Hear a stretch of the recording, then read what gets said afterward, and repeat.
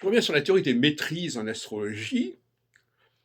Euh, le fait que l'on raccorde les dieux chez Manilius et chez Ptolémée aux signes zodiacaux, ça montre bien, à mon avis, que cette mythologie, elle vaut surtout pour les signes zodiacaux. Et que quelque part, il pourrait y avoir 12 dieux pour 12 signes zodiacaux. Donc ça n'a pas de rapport avec les planètes, en fait.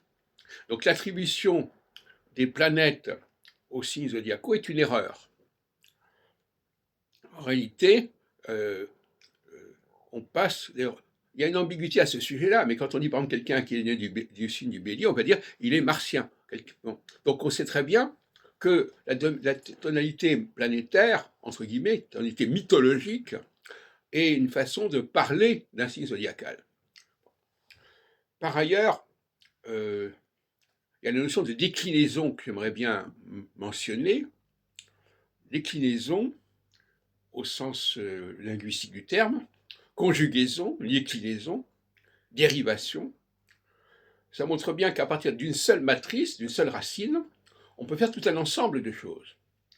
On peut faire du masculin, on peut faire du féminin, on peut faire du futur, on peut faire du pluriel, on peut faire du passé, etc.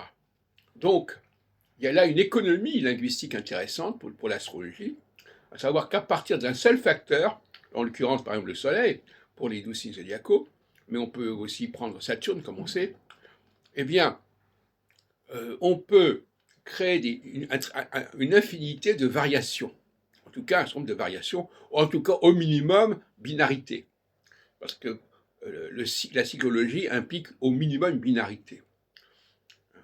Et une binarité, ça veut pas dire qu'il faut deux planètes, ça veut dire qu'il faut une planète qui passe par deux secteurs, c'est-à-dire qu'il faut diviser le secteur par le champ par lequel passe la planète, au moins en deux temps, en deux secteurs.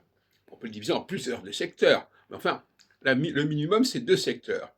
Donc le facteur matriciel passe par le facteur A, puis par le secteur B, et en alternance A, B, etc.